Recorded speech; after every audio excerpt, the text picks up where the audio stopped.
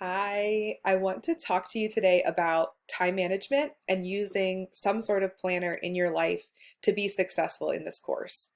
Taking an online course can be really stressful because you have to keep up with all the due dates and you have to be disciplined to follow through and do your work and turn everything in on time. So, if you don't have a planner, you need to get one. Let's talk about options. So I'll show you what I do. I like these sort of happy, positive mindfulness planners.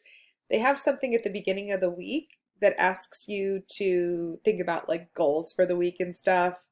And then they have a calendar part, and you can see I write things down and then I highlight them when I complete them. I also like to put stickers in my planner. It's just my personality. I like color, I like stickers.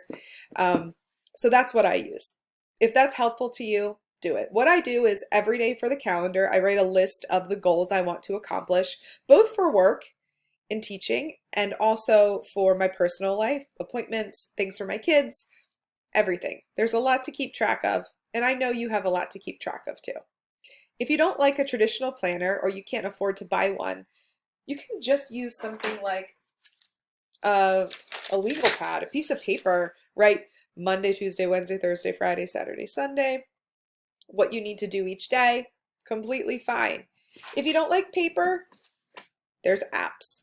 You can find some kind of time management app. You could use the calendar in your phone, do this all electronically. You could also use the Canvas calendar in Canvas. If you don't like those ideas and you're a very visual person, consider getting a whiteboard and putting, or a chalkboard and putting it up on your wall or somewhere you can see it often, and keep track of what you need to do on the whiteboard or the chalkboard. So it's so important that you set goals for yourself and that you write them down so that you can follow through. If you don't know what you're supposed to be doing, it's really hard to succeed in a course. So at the beginning of each week, I like to have a little ritual where I sit down and I plan out the week.